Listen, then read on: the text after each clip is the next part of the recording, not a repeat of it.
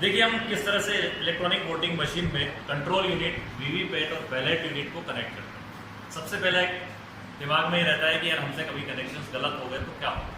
मैं आपको वो तरीका बता रहा हूँ कि आपके इन तीनों मशीनों के कनेक्शंस आपस में चाहकर भी गलत नहीं हो सकते। उसके बाद मैं आपको दिखाने वाला हूँ कि यदि आपने कनेक्शंस किए हैं और इलेक्ट्रॉनिक वोटिंग मशीन काम नहीं कर रही है तो आप आपके लेवल पर क्या क्या कमियां देखकर उन्हें पूरा कर सकते हैं।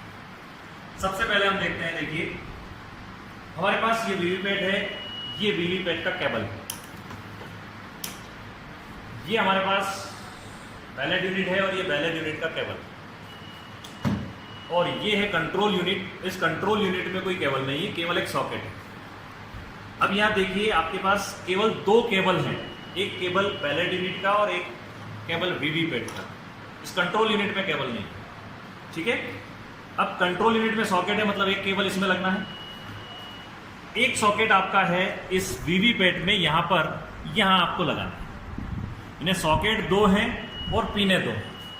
अब प्रश्न ये आया कि कौन सा पिन किस सॉकेट में जाएगा। आपको कुछ भी नहीं सोचना है। देखिए ये केबल वीवीपैट में से निकल रहा है, यानी ये पिन वीवीपैट के सॉकेट में तो नहीं लगेगा, इतना तो तय हो गया। जब ये तय है कि ये केबल इस सॉकेट में नहीं जाएगा तो इस केबल को कहाँ जाना है, बिल्कुल तय हो गया कि ये केबल आपकी किस में कनेक्ट हो जाएगी, इस कंट्रोल यूनिट में। सबसे पहले हम इसको कंट्रोल यूनिट में कनेक्ट कर दें। देखिए कनेक्ट करने का बिल्कुल सिंपल सा तरीका, जैसा मैंने अभी आपको बताया था। रेड को रेड से मिलाइए और ब्लैक को ब्लैक से मिलाकर ऊपर से हल्का सा प्रेस कर दीजिए। ये देखिए प्रेस किया, आवाज़ आई, ये केबल आपकी कनेक्ट। ये आपका कनेक्शन हो गया इस कंट्रोल यूनिट का वीवीपैट के साथ। दूसरा केबल हमारे पास बचा है बैलेट यूनिट का। इस बैलेट यूनिट को लगाने के लिए अब सॉकेट हमारे पास एक ही बचता है और वो है आपका वीवीपैट में। तो देखिए हम वीवीपैट में इसको कनेक्ट कर देंगे इस तरह से, रेड पोर्शन रेड की तरफ, ब्लैक ब्लैक की तरफ, और इसको प्रेस कर दें। ये आपका कनेक्शन प्रॉपर हो गया। अब ये किसी भी तरह से कनेक्शन में कोई मिस्टेक नहीं। तो यहां आप एश्योर हो जाइए कि आपसे इलेक्ट्रॉनिक वोटिंग मशीन के कनेक्शन उल्टे हो गए। अब बात आती है कि इलेक्ट्रॉनिक वोटिंग मशीन के कनेक्शन कर दिए, अब भी ये नहीं चल रही है, तो क्या कारण हो सकता है? केवल उसके तीन कारण हैं। सबसे पहला रीजन तो ये है कि जब आपने यहां पर इस वीवीपैट की केबल को लगाया तो आप यहां इंश्योर कर लें कि इस पिन के ऊपर एक स्लाइडिंग स्विच है। ये स्लाइडिंग स्विच एक पर ही मिलेगा आपको और ये एक पर ही होना चाहिए। अगर ये नहीं है, दो पर चला गया है इसको लगाते वक्त, तो आप इसको एक पर कर लीजिए, नंबर 1।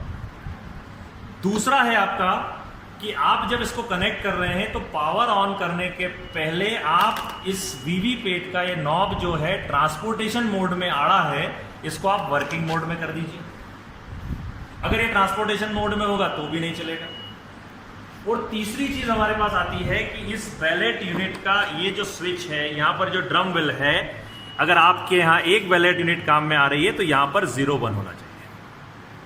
अगर ये तीनों बराबर हैं तो फिर कोई चांस नहीं है कि आपकी इलेक्ट्रॉनिक वोटिंग मशीन नहीं चले। लेकिन फिर भी यदि आपको लग रहा है कि ऑन करने के बाद मशीन नहीं चल रही है तो क्या हो सकता है, हम देखें। क्या हुआ, हमने कनेक्ट किया, जल्दबाजी में हमने कंट्रोल यूनिट को ऑन कर दिया और इसका ट्रांसपोर्टेशन मोड को वर्किंग मोड में लाना भूल गए।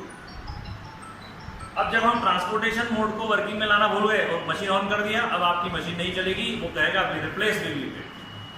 तो ऐसी स्थिति में आपको क्या करना है, आप तुरंत इसको वर्किंग मोड में लेकर नहीं आएंगे। आपको करना है सबसे पहले इस कंट्रोल यूनिट का स्विच ऑफ, उसके बाद आप इसको वर्किंग मोड में लेकर आइए और फिर कंट्रोल यूनिट का स्विच ऑन करिए। अगर इसको ऑफ करने के पहले ऑन पोजीशन में आपने इसको लिया तो ये वर्क नहीं करेगा। दूसरी चीज, अगर आपको बाद में याद आता है कि स्लाइडिंग स्विच 2 पर है तो आप इस मशीन को चालू कंडीशन में भी इसको 2 से 1 पर मत लाइए। आप पहले कंट्रोल यूनिट को बंद करिए, कंट्रोल यूनिट को बंद करके स्लाइडिंग स्विच को 2 से 1 पर ले आइए, आपकी मशीन ऑन होगी। इसके अलावा और कोई कारण नहीं है कि आपकी ईवीएम वहां पर चालू नहीं।